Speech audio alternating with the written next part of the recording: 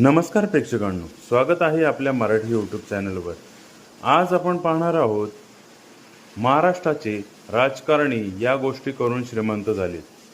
पहिलं, tender manipulation. सरकार कंत्राटी आपल्या माणसांना मिळवून देणे आणि मोठा कट घेतला जातो. दुसरं, कमिशन मॉडेल.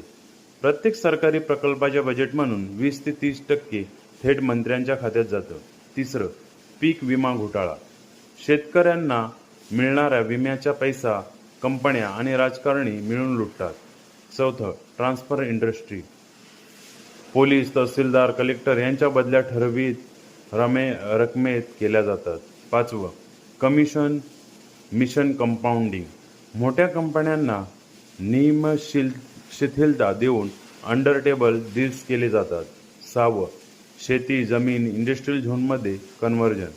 टोकन रेटला जमीन खरेदी करून 1000 पट नफा कमवते. सातवं, टोल नाका घोटाळा. टोल वसुलीचे कॉन्ट्रॅक्ट स्वतःच्या लोकांना देऊन वर्षानुवर्ष लूट सुरू ठेवणे. आठवं, स्मार्ट सिटी फंड डायव्हर्जन. शहरे सुधारण्याच्या नावाखाली हजारो कोटीचे बिल फुगवून पैसा लाटला जातो. नववं, रेती माफिया सांभाळणे.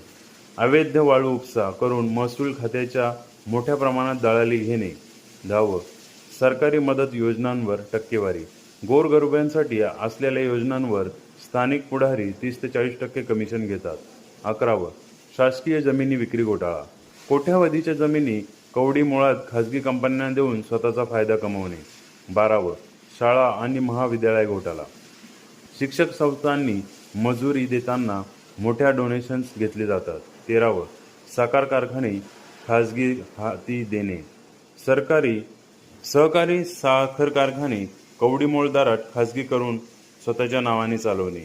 14वं, राजकीय न्यासच्या नावाखाली कोटींची मनी लॉन्ड्रिंग. सेवा संस्थांच्या नावाखाली ब्लॅक मनी व्हाईट करणे. 15वं, औद्योगिक धोरणांवर फेरफार. मोठ्या कंपन्यांना सवलती देऊन मागच्या दराने पैसे घेणे.